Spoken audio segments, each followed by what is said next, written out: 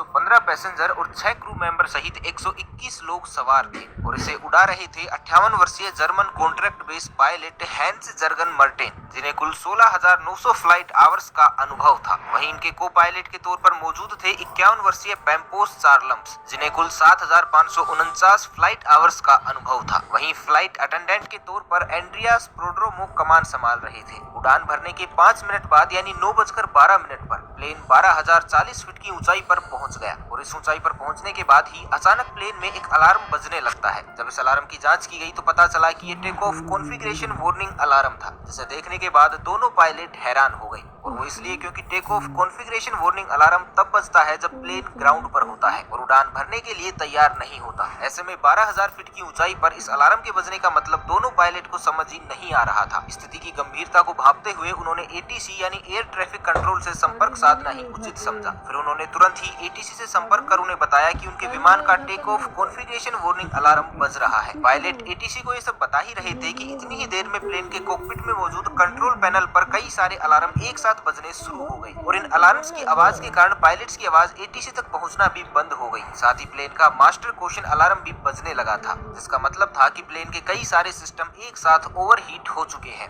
दोनों ही पायलट्स की दिक्कतें अब बढ़ने लगी थी। उन्हें कुछ समझ नहीं आ रहा था कि अचानक ये सब क्या हो रहा है। इधर ये सब देखकर प्लेन में अफरा तफरी का माहौल बन गया। क्रू मेंबर लगातार यात्रियों को शांत कर रहे थे। सभी पैसेंजर्स को सांस लेने में काफी ज्यादा दिक्कत आ रही थी, इसलिए उनके ऑक्सीजन मास्क अपने आप ही नीचे आ गए। दरअसल जब प्लेन में ऑक्सीजन का लेवल कम होता है तो ऑक्सीजन मास्क अपने आप ही नीचे आ जाते हैं। इस दौरान प्लेन लगभग 18,000 फीट की ऊंचाई पर था। पायलट बार बार एटीसी से संपर्क कर उन्हें अपनी समस्या बताने का प्रयास कर रहे थे, लेकिन उनकी बात एटीसी तक पहुंच ही नहीं पा रही थी और कुछ ही देर में प्लेन का एटीसी से कनेक्शन भी पूरी तरह टूट गया। इसके बाद भी एटीसी ने बार बार फ्लाइट से संपर्क साधने की कोशिश की, लेकिन उन्हें कोई उत्तर नहीं मिला। प्लेन अब लगातार ऊपर की ओर बढ़ता जा रहा था। आमतौर पर इस रूट पर फ्लाइट को लगभग 1 घंटे और 45 मिनट का समय लगता है, यानी करीब 10:45 पर इस प्लेन को एथेंस एयरपोर्ट पर पहुंचना था। 9:23 पर प्लेन 34,000 फीट की ऊंचाई पर पहुंच चुका था। इसके बाद 9:37 पर यह विमान एथेंस के फ्लाइट इंफॉर्मेशन रीजन में पहुंच गया। 10:12 से 10:50 तक एथेंस एटीसी यानी एथेंस एयर ट्रैफिक कंट्रोल की टीम रेडियो कॉल्स के जरिए इस प्लेन से संपर्क साधने की कोशिश करती रही, लेकिन उन्हें कोई जवाब नहीं मिला।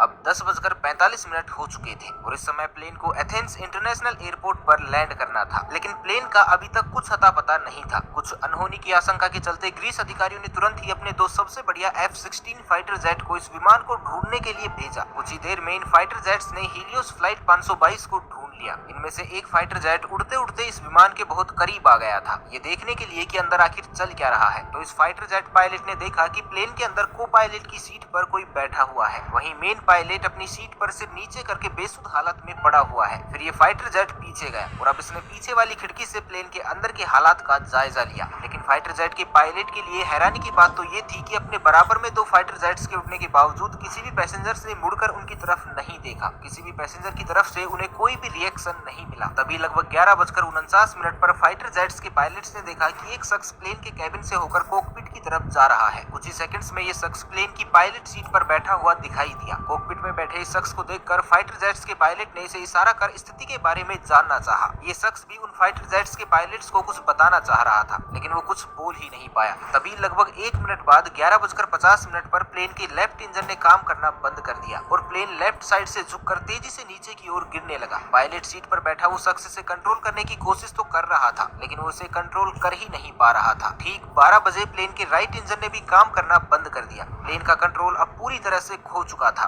12:04 पर प्लेन एथेंस से लगभग 40 किलोमीटर दूर ग्रामेटिको की पहाड़ियों में जाकर क्रैश हो गया और इसके क्रैश होने के साथ ही इसमें सवार क्रू मेंबर समेत सभी 121 लोगों की मौत हो गई। दोस्तों, एक बार महसूस कीजिए उस पल को जब 121 यात्रियों से भरा ये प्लेन जब पहाड़ से टकराया होगा तो क्या गुजरी होगी उन फाइटर जेट्स के पायलट पर, जिन्होंने लोगों को अपनी आंखों के सामने जाते हुए देखा होगा और वो इनके लिए कुछ भी नहीं कर पाए होंगे।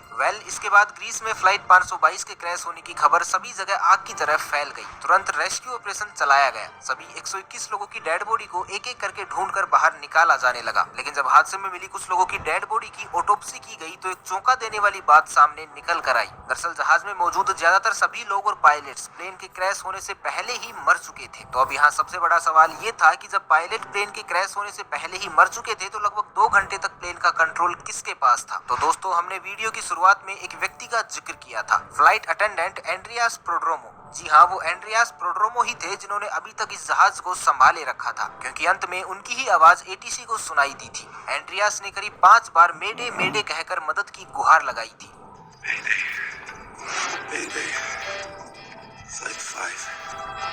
एंड्रियास के पास यूके कमर्शियल पायलट का लाइसेंस तो था, लेकिन उन्हें इतना एक्सपीरियंस नहीं था कि वो बोइंग 737 जैसे प्लेन को कंट्रोल कर सके। लेकिन बावजूद इसके वो इस विमान को घनी आबादी के क्षेत्र से दूर ले जाने में कामयाब रहे। जब एक्सपर्ट्स ने इस घटना के पीछे की वजह जानने के लिए जांच शुरू की तो उसमें सामने आया कि जब प्लेन लेफ्ट साइड में झुक गया था तो इसका कारण ये था कि प्लेन के लेफ्ट इंजन में फ्यूल खत्म हो गया था। लेकिन अभी भी इस हादसे की जड़ तक पहुंचा जाना बाकी था। तभी अचानक एक इन्वेस्टिगेटिव ऑफिसर की नजर कंट्रोल पैनल के एक बटन पर पड़ी और ये बटन था प्लेन के प्रेशर को सेट करने का। इस बटन को देखते ही उस ऑफिसर को पूरी कहानी समझ में आ गई। आपकी जानकारी के लिए बता दें कि प्रेशराइज बटन पूरे जहाज में एयर का प्रेशर कंट्रोल करता है। जनरली जहाज के बाहर लगे इंजन बाहर की हवा को थोड़ा थोड़ा करके अंदर भी भेजते रहते हैं ताकि विमान के अंदर बैठे लोगों को ऑक्सीजन मिल सके। आमतौर पर इस प्रेशराइज बटन को ऑटोमेटिक मोड पर ही रखा जाता है और अगर कभी इसे मैनुअल मोड पर किया भी जाए तो कैप्टन व को पायलट को इसका ध्यान रखना पड़ता है। अब हादसे की जड़ तक पहुंचने के लिए हम आपको घटना से एक दिन पहले ले चलते हैं, जब बोइंग 737 का ये जहाज अपनी रूटीन सर्विस पर गया हुआ था। वहाँ इसको अच्छे से चेक करके इसकी सर्विस की गई और वहीं इसकी जांच करने वाले लोगों ने इसे मैनुअल मोड पर करके इसे पायलट को सौंप दिया था। विमान की उड़ान भरने से पहले पायलट और को पायलट दोनों का इस ओर ध्यान ही नहीं गया कि उनके प्लेन का मैनुअल मोड चालू ही रह गया है और इसके कारण जहाज में धीरे धीरे ऑक्सीजन की मात्रा घटने लगी थी,